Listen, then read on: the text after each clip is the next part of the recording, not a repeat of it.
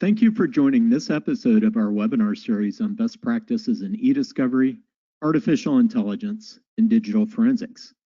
I'm excited for today's session because we've got two guest speakers discussing and debating best practices for drafting and negotiating effective electronically stored information, or ESI, protocols. My name is Jeff Fugit. I'm the Chief Revenue Officer for Lexby, and I'll be the moderator for today's event. We've got a lot of information to cover, and I'm going to jump right in. Our webinars take place monthly and cover a variety of relevant eDiscovery, artificial intelligence, and digital forensic topics, trends, best practices, and strategies. We've got limited seating, so be sure to register early for the sessions that are of interest to you. If you have technical issues or questions, please email webinars@lexby.com, and we'll address those right away. Our webinars are available online at lexby.com for viewing via streaming video or downloadable as a PDF presentation or MP3 podcast. You'll find this webinar and a complete listing of other webinars at lexby.com and on our YouTube channel. If you have any questions during today's session, please enter them into the Q&A portion of the GoToWebinar console, and we'll answer them after the event. To be notified of future live and on-demand events, please email us at webinars@lexby.com or follow us on LinkedIn. For more than 18 years, Lexby's been helping legal teams with limited resources handle document-intensive cases. Nearly 9,000 legal professionals have come to rely on Lexby as their eDiscovery platform. We have the industry's most affordable and full-featured DIY cloud-based eDiscovery platform, which includes integrations with Gen AI platforms. In addition, we have the industry's fastest eDiscovery processing and document review capability. This is important because being fast means you have more time to build your strongest case. We're consistently rated as having the best customer service and support, the easiest to administer, and the easiest to do business with. We've recently launched two new products that are based on generative artificial intelligence. We've got Lexby Copilot, which is an advanced ChatGPT integration for intelligent eDiscovery automation. So as you're going through your documents and document review, it helps you analyze those documents and performs a wide range of different use cases. And then we have Lexby Autopilot, which is generative AI-powered automated document review for responsiveness and privilege.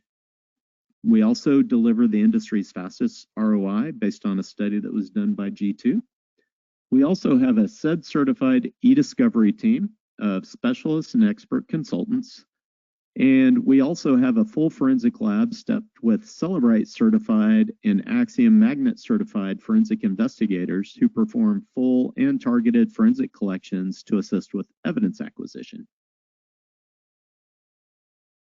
We've got two guest speakers today. We've got Gene Albert, the CEO of Lexby. He's a former litigator, serial entrepreneur, and an expert in eDiscovery. He's a sought-after speaker on eDiscovery and legal tech topics. He has an MBA and BA from the University of Texas and a JD from SMU.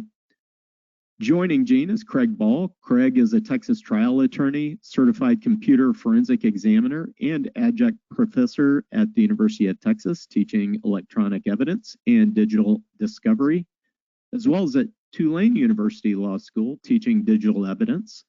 And without further ado, I'll turn it over to Gene Albert. Gene? Welcome everybody to the Lexby eDiscovery webinar series. I'm Gene Albert, CEO of Lexby, and I am very pleased to introduce today Craig Ball, who is going to be talking on drafting eDiscovery protocols. Let me go over Craig's biography. It's a cliche, but if there's anybody that doesn't need an introduction in eDiscovery, at least in my book, it's Craig Ball. He has done more than really anybody else that I'm aware of in moving the education forward on that. Craig started off as an attorney, as a litigator, but has a career in eDiscovery, digital forensics, and education. And then more recently, his career served as a special master and court-appointed expert in a number of matters, including some of the most technically sophisticated ones in litigation in the United States. He also is teaching at University of Texas and Tulane Law Schools in eDiscovery classes, which is critically important. In my opinion, our opinion ought to be done a lot more than it is for new lawyers. And he's also founder of the Georgetown University Law Center eDiscovery Training Academy. and serves on the faculty for that.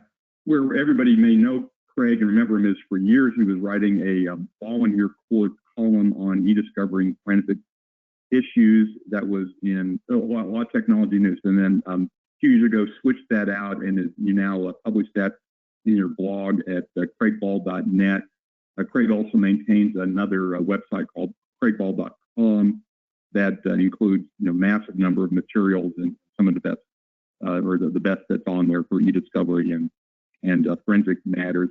One thing that's there at that site I want to call out is Craig has what he calls, or misnames perhaps a little bit in my book, the electronic evidence workbook. And Craig uses this for his classes, and he's incorporated a lot of his previous writings there and kind of digested it together.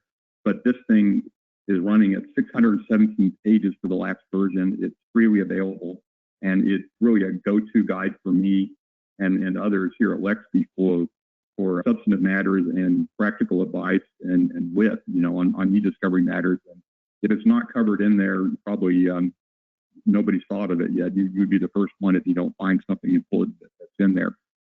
What we're doing here today, and it takes a while to move through Craig's biography, is Craig has published what he's called an annotated ESI protocol that was released sometime last year, I think. Yes. And a number of us have written ESI protocols, including me, but I think this is the best one out there. It's the best of the breed and really gives a lot of practical advice and takes one through the process. But most importantly is it's annotated. I'm not aware of there's really any other one that the degree Craig has gone and just explained why these materials are there and what's important about them. So I would recommend that closely for anybody in this area who is the litigator and certainly anybody interested in this. One thing that I think is really underappreciated about these ESI protocols in my own experience with it and why we think this is so important is that it really is outcome determinative in cases. And I've seen my share in the time we've been practicing of people that have just gone in and have signed bad ESI agreements when they really haven't understood what's going on. And it really, materially affects their ability to get evidence into the court if they've done something wrong on the ESI protocol. So I think that's a shame that actually, goes on, and you're really, well advised to know this area very, very well.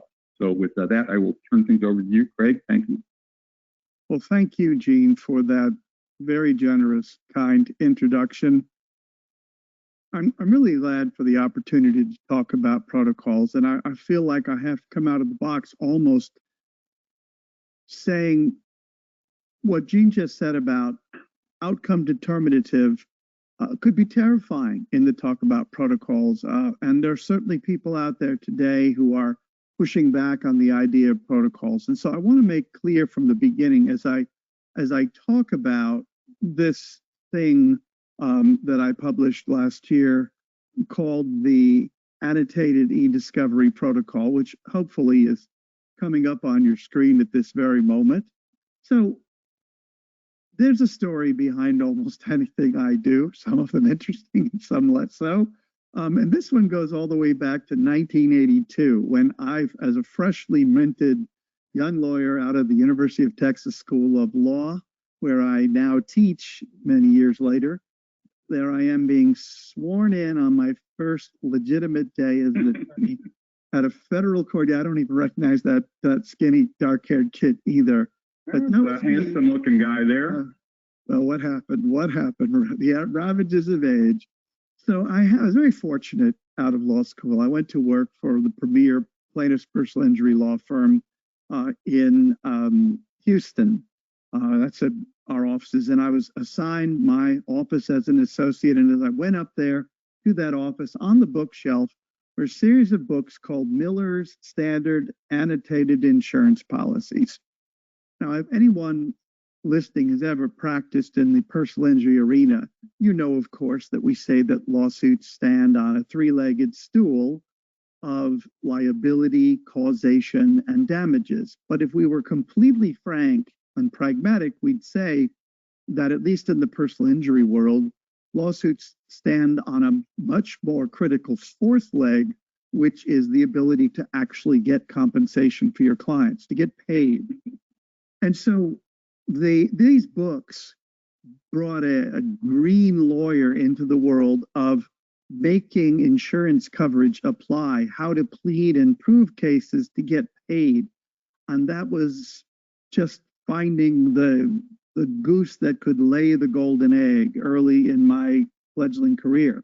And I felt I owed a debt to that format, the idea of having the provisions on one side and the annotations explaining what they are and how they work and what matters and what doesn't, in a sense, alongside it. So when I wrote this document, the annotated ESI protocol, I elected to first try to synthesize many, many different protocols. I didn't invent the protocol. What I wrote is certainly not the last word in protocols by any means, but I saw a lot of mixed bags of protocols out there, some of which used loose or inconsistent language that had provisions that didn't strike me as being particularly efficient or modern or effective. And so I combed through these and tried to synthesize an exemplar protocol and then take the key alternatives that lawyers should be thinking about in negotiating and drafting these protocols, and first explain what they are and why they matter, and then talk about some of the pitfalls and perils to making what I regard as poor choices, but leaving those choices in there so lawyers can go the way that suits them best. And at the same time, I hope I've succeeded at leavening in a certain amount of consistency so that these things mesh well. That said, so if you look at it, you'll see just that. I'll take something as banal as unitizing documents for hard copies, which is a bit old-fashioned, but we still have to slipstream hard copies into our ESI protocols, and that'll explain what the language means and why you do it and how you do it. And although I've long been dedicated against the lazy practice of simply deploying forms, changing a few things, not really looking at the propriety of a form for your particular nuances of a matter. But I came to realize that if you don't give lawyers a form to start them off, you're not going to get traction on the important issues they need to consider. So the payback of sorts of plowing through the explanations of the provisions is the presence of an exemplar protocol that I hope you might find useful as not anything perfect, but as a jumping off point for your work. And I've updated this periodically as recently as the end of 2023, and even more recently to add in something called the EDRM MIH. So what are these ESI protocols? For those of you who haven't dug deeply into them, I define them as setting out the routine obligations of the parties respecting preservation, identification, and forms of production of ESI. Generally, most often these are simply an agreement between the parties with which the court has little interplay. Occasionally, they are imposed as a court order, especially when the parties cannot see eye to eye on arriving at a protocol. More complicated, and I would argue sometimes overly contentious protocols early in the case try to deal with TARP validation, various forms of search, and aspects of confidentiality. All of these are important issues. They certainly have their place in negotiation and agreement, but I'm going to make some different arguments today. I'm going to try to argue that there are core provisions to these protocols and that it's ideal, starting out at least, to keep it simple and to stick to those core provisions. A protocol need only deal with the forms of production, whether that be native or TIFF plus or a hybrid production formats. I'll talk about those in a moment. They should specify the metadata fields to be collected, protected, and exchanged in load files. They should set parameters for such prosaic acts like scanning and text extraction, optical character recognition, and some of the things that allow for image documents to be minimally useful. They should address Bates numbering protocols and the medium of production. The form of production are the forms the files or images take. The medium of production is the way that information gets from one side to the other, whether that's a hard drive that's delivered overnight in a secure manner or by an upload, etc. And they should also address very useful, highly technical issues that shouldn't be contentious, that will help your vendors like Lexby and others, help them know how to best serve you as a customer by things such as deduplication, logical unitization, and the threading of emails, just as examples. Finally, pinning down privilege logging processes. These you may already be asleep just having heard me go through those various core provisions.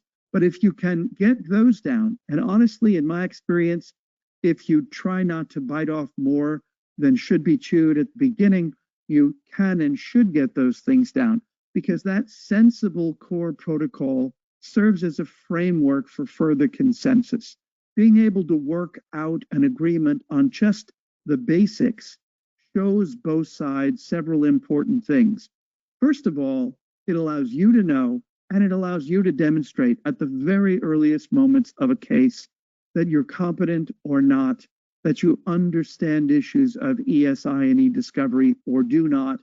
And I think that's kind of a litmus test early on of whether you're dealing with someone who's serious, competent, and acting in good faith, or if you might be running into yet another person who will talk a good game, bill out the hours of the back and forth of negotiation, but never meaningfully wants to get towards a protocol. And then we know to back away, offer the right things, and if you're getting no traction on even the simplest core provisions, it's time to take it to the court. It also allows us as litigants to consider where we stand. Have we done what we need to do to understand the ESI in our case? And are we prepared to deliver and meet the obligations we seek from the other side? And so once again, I'm not an advocate for these protocols calling for long drawn out, expensive back and forth red lines for months. That's the kind of thing, and that's the kind of behavior among lawyers that I think undermines some of the value of protocols, value that we can reach simply, easily, and quickly. Getting a protocol in place on core provisions means that both sides can begin exchanging those things that are readily accessible, the things they know they're going to have to produce, the things that are at hand. And in that way, allow the parties to learn about the case, perhaps determine their exposure in the case, the weaknesses in their claims, and move us closer to resolution as a form of early case assessment. So focusing on the core... Sorry, could I interrupt you? Certainly. Yeah, I had a question on this one. I think this is a really powerful point and something that I hadn't really thought of in my own approaching to it. And because I really come from the other direction. I'm one of your people that, throws everything in there and tries to get it all at one time. And I think a couple of reasons for that. One of them is just my background as a corporate lawyer. If we get an opportunity to draft an agreement, often we try to get everything we can in there, much more than the people with litigator backgrounds, because we're not sure we're going to see it again. But secondly, as I have read over the years, the cases when the judges will go in and interpret ESI orders or protocols, they sure seem to stick by the letter of whatever was written, good or bad. So I haven't seen a lot of opportunity once one of these things gets written, if you decide you need it in your case or that there's a lot of opportunity to go back and renegotiate it, at least in front of the court. So it seems like there's some trade-off here that if you don't, if you stick with more of a basic approach on the front end, you may have a hard time getting it into not only an amended agreement with the opposing party in the case, but also getting a judge to do anything other than what was written for good or bad reason on that first ESI protocol that comes out. How do you see that? Well, I think if you're sticking to the less contentious core provisions, there's less chance you're going to find yourself in hot water because you injudiciously agreed to something you didn't fully understand and appreciate. That's why I see this as a process, not as something that everything gets hashed out at the beginning. And because we don't always know all the answers. It's been my experience, Gene, that courts don't hold people to protocols unless the court is persuaded that people didn't do their homework. I mean, there are things you can know at the beginning and things that you may not be able to know, even with diligence and competence. And so if you go to a court and say, Judge, we agreed to these things, here's what we did and why we felt this was a suitable approach. But as we've dug into it, we've learned that we have certain legacy forms of data, or we've recently incorporated certain kinds of data that is not lending itself to the forms and workflows that we agreed upon. We're not trying to reinvent the wheel. We're not trying to back off materially and cause the other side to have an expensive and do-over. We're simply trying to tweak something because we have new information despite our diligence. And I think courts are willing to listen to that. Courts are not naturally punitive. And so if you've done your work and you've kept it to the core, fine. But if you come in and say, Judge, you know, out of the box, we wanted to show we were good folks, so we agreed to do native for everything, and now we find we have a lot of redactions and they want us to redact natively and we don't know how. That sort of foolishness, a big do-over, that kind of waste because you hadn't done your homework quite properly, courts are not willing to start over. So it's all on the circumstances, but no litigant who has encountered an unforeseen circumstance despite diligence and competence, no litigant to whom that has occurred should hesitate to go first to the opponent and say, look, can we look at these? We both misunderstood what was happening at the time. Can we work this out? And again, by having built a culture of, if not cooperation, at least a certain amount of transparency and good faith, the likelihood that you've established your cred with the other side on protocols so that if you have to tweak it, they're willing to listen, this works. And if you just can't do that, then of course, go to the court, lay it out for the court, and give the court the chance to make it right. The cases we read about are the ones where that didn't happen. We don't read about the ones where the court did adjust the protocol or where the parties tweaked it because of unforeseen circumstances, because those don't result in orders and contentious orders and judgments. So naturally what we see reported are the places where the system didn't work. And I think those are more the aberrations than the rule.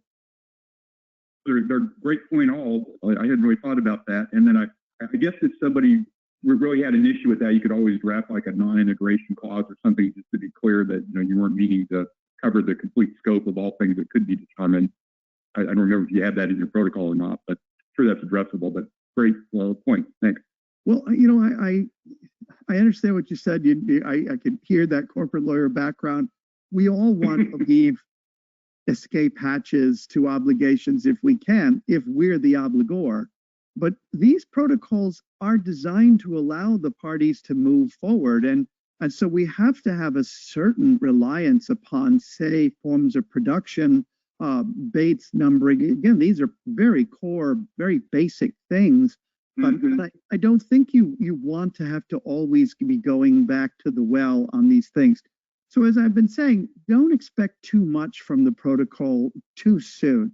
Yes, you will get to some of the more contentious things like search and tar validation, perhaps, but don't try to do that off the bat. You'll see some common objections, and I think your remarks are a great segue to this, Gene. We need to stay flexible. This is something you're trying to find consensus. That's a cake and eat it problem. You can't agree to things, get people to move forward on the strength of those agreements, and then just decide blithely at some point, no, none of that matters. King's X, we had our fingers crossed. I mean, I think there has to be a certain amount of integrity of process in this. And that's why I try to keep the focus not on things that go haywire, like trying to address the scope of preservation, the scope of search, et cetera, things that do change and morph over time in serious and ways that implicate a lot of cost and burden. But to try it again, stick to the core. Don't make a protocol the whole case. Make the protocol for ESI do what it does well, which is establish the basic standards for how we move forward in the exchange of ESI. So we need to stay flexible is something of a non-starter to me. Find out where you can know something. Do your job. We don't say that, but it's essentially do your job. Find out what your people have. Find out what they can do. Find out the forms it's in. Talk to your vendor. Find out what they can produce and what they can't produce. This isn't something you find out 6 months or a year into the case. I mean, we've been doing eDiscovery for 20 plus years at least now. Isn't it time that maybe we know, put a legal hold in place, talk to your clients, determine what has to be preserved, go to the EDRM, identification, preservation, etc. It's not rocket science anymore. It may have felt that way in 2006, but Gene, for heaven's sakes, it's as old as the iPhone. Anyway, moving right along, never agree to things you don't understand. That's why I wrote this protocol, not a form to adopt blindly, but something that explains what these words mean, explains it so lawyers can understand it. And work with a vendor, work with someone who does understand it. As I like to say, learn it, get help, or get out.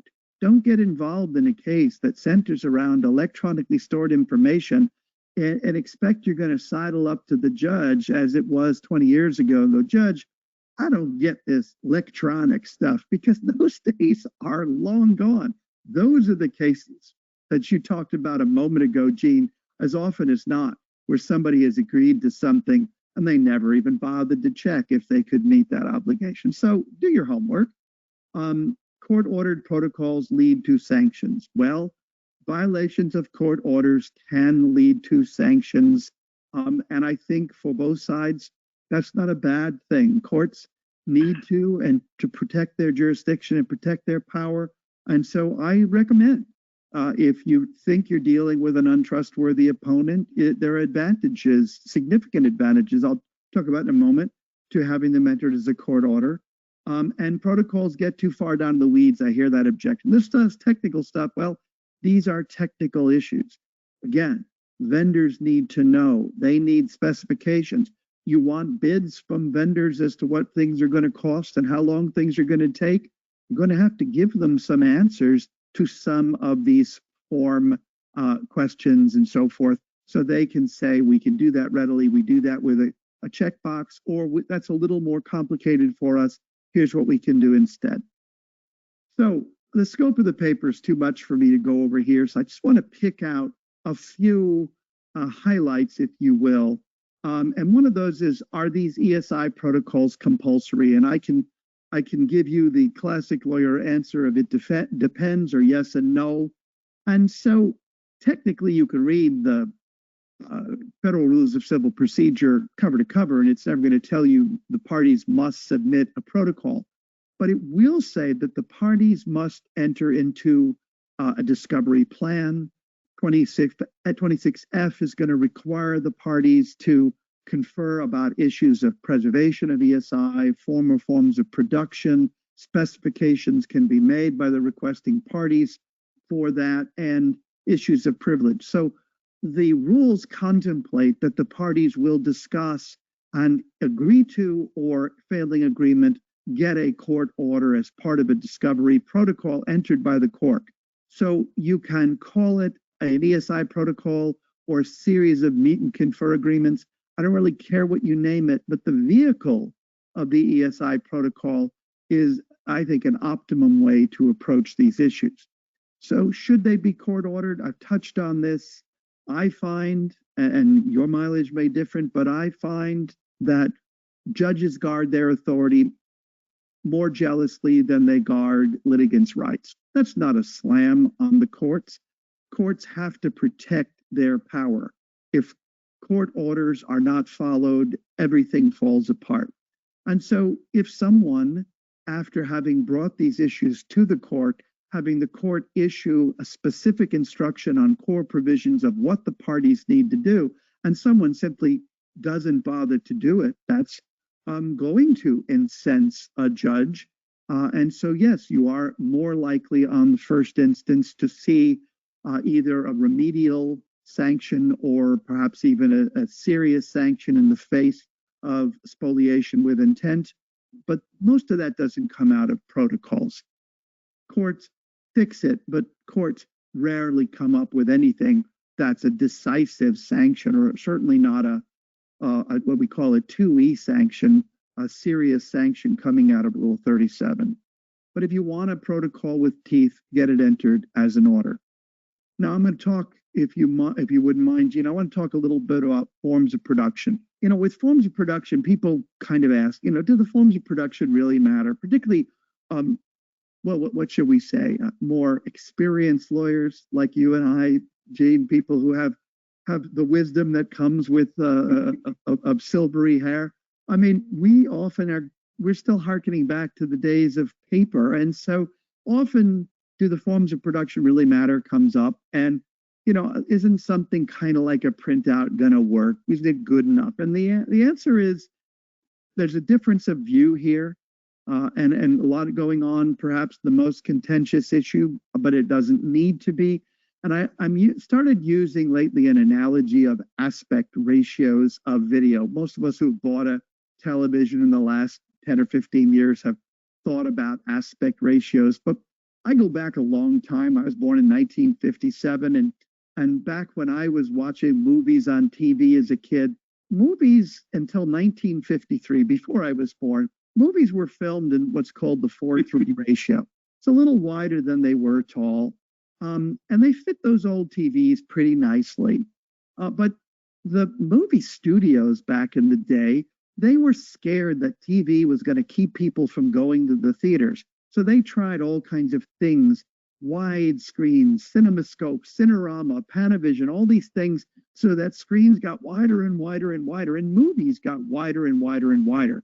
And as we tried to put one medium onto another, watching a movie on a TV set, so a widescreen film on an old-fashioned TV, or an old TV on a widescreen television.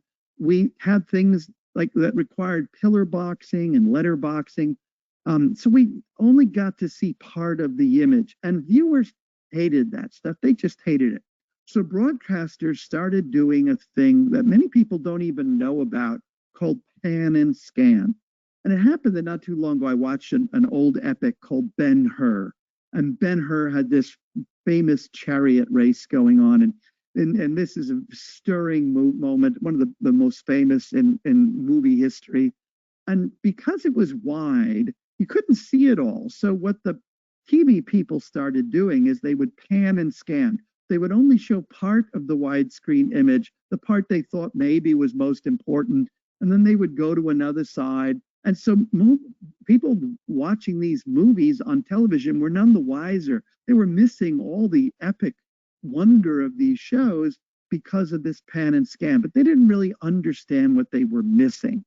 And I think it's like that for ESI that's produced in static image formats.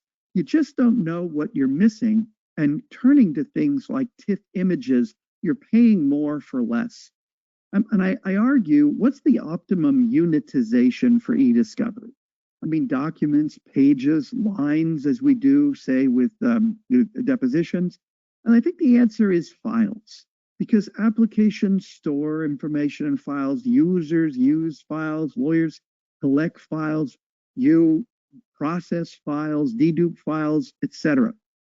And so the evidence is the native file. That's what the witness created and used. That's what we can authenticate and preserve and collect. It's got the richest and most defensible information payload. Yet when many producing parties hand off ESI, they do it in TIFF plus formats. For those of you who don't, please, sure. Could I make just a comment before you move into the TIFF, just to add on what you were saying? One thing that just that really blew my mind when we first got into, when I started learning about eDiscovery when we started this earlier, was that with the Outlook files, the Outlook email files, and I'm not sure if it's still done this way. I haven't kept up with it, but there were actually different versions of it. So there's different text containers within an Outlook file and some of the older email file formats. So they're really, and then it would display differently depending on what browser client was being used. So there was no right email that made it onto paper. It just depended on how you accessed it and how you printed it. And sometimes they're exactly the same. Sometimes they're very close to the same, but sometimes they're not really the same at all. You know, they could theoretically be quite different. So that may not be email anymore, but with all these new data types coming out, there just isn't some printed version that you could reduce to even theoretically. So, you know, you really are, it's really a mistake to think about it as anything other than the most complex electronic file.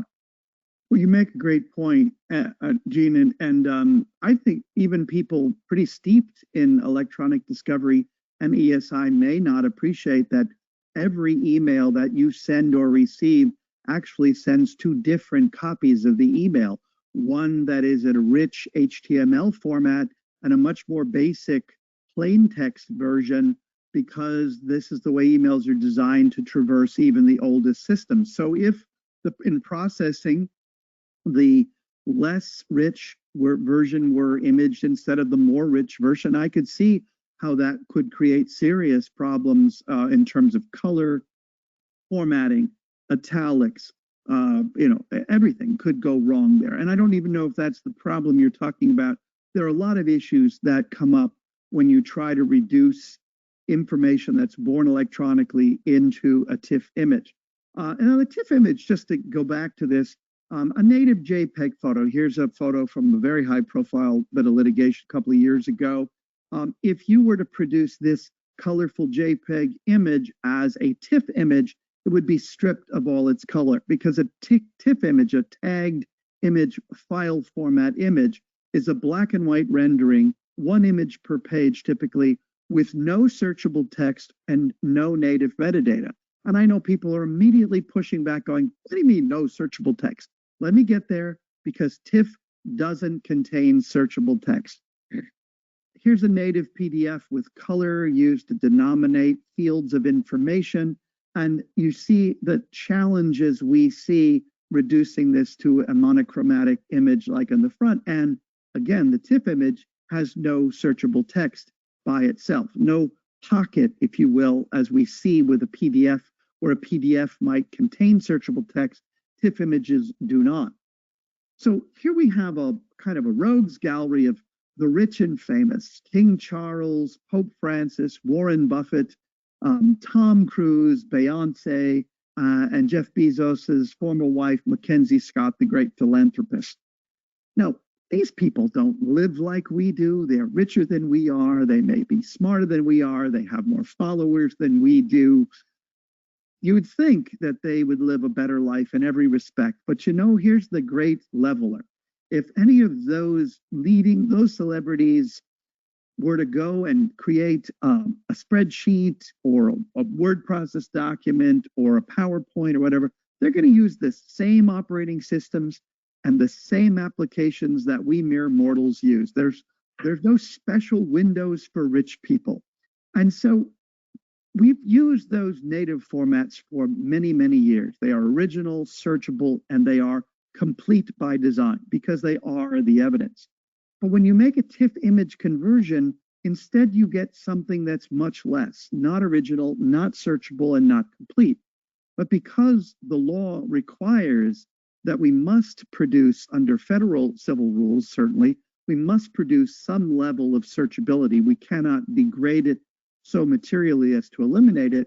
The practice has become to try to add back a kit, so to speak, that crudely reestablishes a level of searchability by producing so-called load files with either extracted text or created text through optical character recognition. The problem with this, and there are many problems, but beginning with just the dollar cost, is these TIFF files are many times the size of native. So accordingly, in modern times, with the use of hosted providers where we pay by the gigabyte, often by the gigabyte per month, we pay more and more if we use forms versus skinny forms. And now you and I, Gene, you've been very helpful to me over the years in debating what that distinction is and so forth. And so the hard, fast rule, I would say, is more. How much you're going to pay? More, sometimes much more. But another thing is functionality. You saw that colorful slide I just used to talk about it. Everything you saw was a single slide. Turned into a TIFF image in production, it would look like this. Functionally useless, overlapping, not searchable, color disappears. And again, cost being the clincher. I will invite people to test it themselves. I've done it where it's 15 times larger than the native. That's a lot. How would you feel to be charged 15 times too much by anyone today for anything? And I know you perhaps and others are saying, come on, Craig, 15 times too much. Am I a fool? Are you telling me I've been victimized to that extent and I didn't know it? Well, I don't want to point the finger. So when I am teaching my students at the University of Texas, I have them test it themselves. Don't take my word for it. Do actual productions and test it yourself. And I do this with my law sections, my information science students, my computer science grad students in digital evidence and discovery. And they process a data set.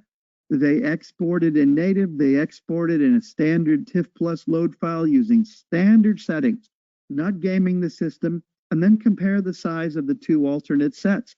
And then I ask them to tell me, what did they find? Better that they find it out for themselves. Busy lawyers don't have time to test it for themselves. But unless they want to keep paying multiples too much, unless they are willing to let their clients be victimized in that way, and I honestly believe the vendors are not the problem here. Vendors are willing to produce a native. Vendors like you, it's basically a tick box to produce a native. So saying to a vendor, I want native versus TIFF plus, vendors can still make a good living that way. So I'm not pointing the finger at the vendors benefiting from this, but the vendors do often charge by the gigabyte. So the more you ingest, the bigger, fatter file, the more you pay. And so many people push back on redaction. They go, Craig, I can make a comment on that. And as you say, we've been discussing this for many years. We favor the PDF, as being a very good compromise. When we started this 20 years ago, I had thought there would be no way that TIFF would still be used to the extent it is in the industry. So I would have lost that big time. And then we like the PDF because of as you talk about that in your paper about the attributes of that, and then we'll bring in the TIFF as needed, and then we have the natives as well going out. On the size, it really varies quite a bit. I think the last time we looked at our data, the PDF, if properly created, and that's really the big issue, on average is about the size of the native. So we usually see about a 1x there, and that's because the mechanisms that they would have in Office and in the PDF on trying to optimize the data that's provided in a rich format within those complex file types ends up being pretty similar. So more or less, it's about the same on that, subject to some minor compression and things. And then the TIFF ends up being 10 or 15 times bigger than either one of those. And the reason you'll see things that are kind of strange with the PDF is it depends on how they're created. So if the PDF is created straight from a native and it's done properly, on the software that does the process of that, it doesn't end up making it much bigger than the native. So you've doubled it for the benefit of having the TIFF, the PDF, or whatever it is.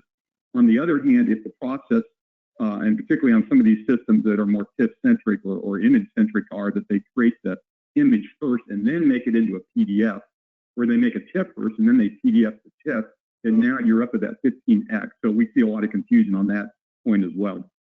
TIFF has much to commend it, no doubt about it. Certainly its native support of color, the ability to embed searchable information in the file, much to commend it. It's not supported by many people's review platforms, and that's been brought forward as an argument over the years. I think we need to move in the direction of native. I don't know that we necessarily need to get there every time. We certainly must move away from TIFF. TIFF is incredibly wasteful, non-functional. You can redact in TIFF. You can natively redact in PDF. PDF does a fine job of redacting at both the searchable text layer and at the visual layer. So we can debate that. I think we are going to agree, if you're doing a TIFF plus, you're doing a disservice to the justice system. I'll be that broad. If you're using PDF, you're being much more efficient and providing a more functional form. I would still argue for certain things, PDF is not an optimum form for spreadsheets. It's not an optimum for PowerPoints, not an optimum form for any kind of rich media like sound or video, all of which are natively supported by native production. And so PDF has its place, but it's not a complete solution, where native is a complete solution, even for many forms of redaction. And if you just can't do native redaction, you want to go back to TIFF, my attitude is fine. Don't let the redaction tail wag the production dog. By that I mean, if you're going to mess up by redaction a small percentage, a tiny sliver of an overall production, then don't damage the entire production and make it so much more costly. Isolate the things you're going to redact, mess them up by whatever redaction form you want to use, including, heaven forbid, print it out with a black magic marker and scan it back in, because you're going to mess up that evidence anyway. I'm not going to get fully functional utile evidence once you start black marking on it. So let's segregate that process and keep the efficiencies over the overwhelming balance. Bates numbers, a lot of bad information is, you hear people say, you know, Bates number, you can't Bates number native. Well, that's ridiculous. You can Bates number, but we do it a little differently. We do it a little smarter than simply embossing on a page. ESI is files. You can Bates number the files, and you wait then to add pagination until you convert it into formats that require pagination when making a record. And so, putting this in the context of the EDRM, the producing party never gives up their power to assign Bates numbers to a native production. Let me make that clear. They still do that in the processing step, in the production step, before it goes across the fence to the other side. They control Bates numbers. They get to impose the requirement that Bates numbers appear on any form that is derivative of what they produce. That's in this protocol. But the Bates numbers then that are numeric, I don't mean to say numeric. Bates numbers are numeric, alphanumeric. But the pagination gets added when it's changed into a paginated form. If you print something out to hand it to a witness in deposition, you'll then emboss the Bates number that was chosen by the producing party, as well as a page. All the systems I've seen, all the good vendors, all of them, make provision for being able to have that two-part Bates numbering if you have to reissue as a TIFF or a PDF or, heaven forbid, print it out. So we've been doing this sort of thing for years. We've been Bates numbering TIFF images for years and years. This is not rocket science. It's not rocket science. Okay. So let's finish this up by saying the annotated ESI protocol provides a treatment of both. You want to be mostly TIFF, you want to be mostly native. I don't make that decision for you. I provide those alternatives and an explanation of the strengths and weaknesses, both in terms of cost, utility, completeness, authentication, searchability, and allow you to make the decision as the captain of the case, the lawyers in the case.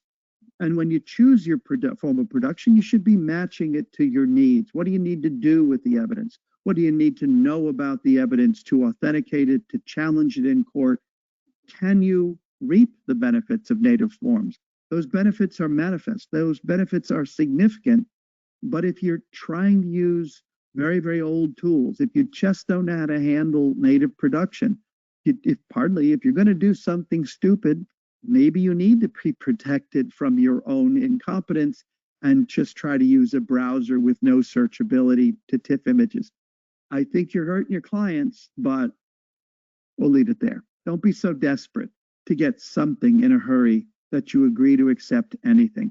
Hold firm to get the right forms, because I've seen too many requesting parties who say things to themselves like, if I could just get something, this is such a winnable case. If I just give me some of what I've asked for, we'll be done. And they make concessions. They get forms that cost them a lot of money, that don't allow them to get the evidence they need to understand what they're seeing and to get it into evidence. So don't be so desperate to get something that you agree to accept anything. Yeah, I'm going to skip through because I'm running short of time, Gene, but this was an interesting case, this Boulder Falcon case from last year, where there was a production, and it's kind of emblematic of when lawyers get involved. They see a TIFF production, they don't understand what they're getting, they don't know what a load file is, they don't talk to each other, and so there's a lot of back and forth, a lot of browbeating, and ultimately counsel gets sanctioned severely because counsel didn't understand what forms of productions were all about. Let me just skip through that and see if we can't wrap this up with a few more points about metadata. The annotated ESI protocol lays out the menu, if you will, of available metadata fields, some that I consider to be so-called metadata musts, MUSTs, the things you should never fail to request, and what they are, and examples of how to produce them. So some of these things may not be important to you. Some of these things I think should be very important to you. If you're interested in this, Gene was kind enough to mention craigball.net, also Ball in Your Court, ballinyourcourt.com, where I have a blog, craigball.com, where I'm multiple free guides, not going to try to sell you anything, including my services. So the annotated ESI protocol is at craigball.com. Lawyer's Guide to Forms of Production, Modern Requests for Forms of Production. There are dozens and dozens of articles over the years that I hope that you can use to help jumpstart your education or add to your already existing deep knowledge of ESI and electronic discovery. And Gene, I'm going to turn it back to you now. If there's anything else you would like to discuss, I will release the screen, if I may. Well, Craig, thank you. That is just fantastic. We could spend hours for this. I be happy to be in the weeds for this. I think it's such an important subject, but we're up on our time for one webinar. We will have links to all this on our site too when this webinar is being shown for on demand. And Craig, just thank you again for your time with us to go over this on this important subject, and for all you've done, in general for the industry. We really appreciate it. You're too kind. Thank you for the use of the hall, as it were. And if I could just get one quick last word, folks, don't listen to the people that say ESI protocols are nothing but a headache. That's in the execution. Work to find the core. Keep it simple. Don't let scope creep into protocol. If you're arguing about the scope of a protocol, you've missed the point of what an ESI protocol does very well. So keep it simple. Don't boil the ocean. Find common ground. Work in good faith. Work with your vendors, and you'll find that ESI protocols can be your new best friend. Thanks a lot. Great. Well, we'll wrap it up with that and turn it back over to Jeff. And thank you very much, and thank you for listening. Thanks, Gene, and thanks, Craig. That was a fascinating presentation and discussion on ESI protocols. As I mentioned in the introduction, we have an advanced forensic lab equipped with the latest tools that help collect the documents you need for your cases. We perform remote and on-site collections and have performed collections from all kinds of sources, as you can see on this partial list. If you need to find deleted text messages or collect data from sources like Slack or Microsoft Teams or IoT devices, then we're here to help. We work with a lot of litigators to help them solve their eDiscovery problems. Jordan Howlett is a sophisticated litigator running a multi-office boutique firm. Most of his cases involve larger, well-funded opposition. With LexB, he likes having the ChatGPT integration available at his fingertips so he can quickly gain insights into the relevant case documents. And it really helps minimize the burden of sorting through those document-intensive cases. David Jones was concerned that he would be outgunned by his AmLaw opposition. He quickly realized that Lexby was a great equalizer and helped him build his best case that delivered a winning verdict. Paige Tackett at Thompson Co. needed Lexby's speed to get some productions out the door to meet deadlines. Lexby is lightning fast and gets you from document ingestion to productions faster. And Patrick Biggins needed an easy-to-use eDiscovery platform to handle document-intensive cases for a boutique law firm. Lexby got him onboarded fast and provided the support they needed to build a strong case.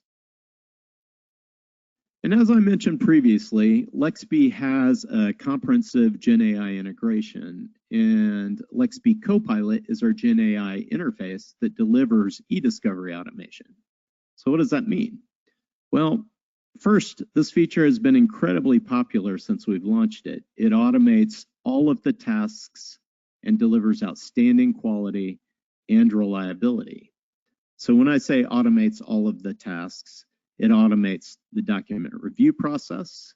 It can summarize one or multiple documents. And in the screenshot to the right, this is a summary of multiple medical records that includes the date of treatment, the medical provider, the purpose of the visit, what the diagnosed conditions were, and a treatment summary.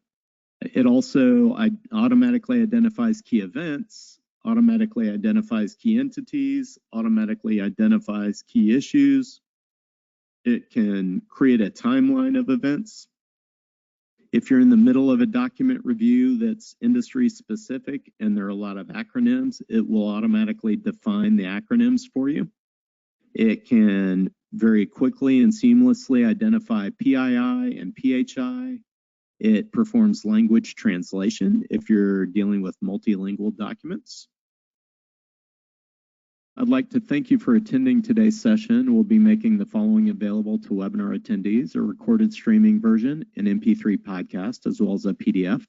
Let us know if you have any questions or comments about this webinar or suggestions for future topics. This webinar is part of the Lexby eDiscovery webinar series. For notices of future live and on-demand webinars as part of this series, please email us at webinars@lexby.com or follow us on LinkedIn. Also, we'd like your advice regarding our webinar series. Please complete the survey at the end of today's session. Helps us continuously improve this program and cover the digital forensic and eDiscovery topics that are most relevant to you. And with that, I'd like to thank Jean and Craig again for presenting, and I'd like to thank you for attending. Be sure to follow Lexby on LinkedIn so you'll be alerted to the latest podcasts and webinar episodes, and watch your inbox for an invite to our next webinar on best practices in eDiscovery and digital forensic. Take care.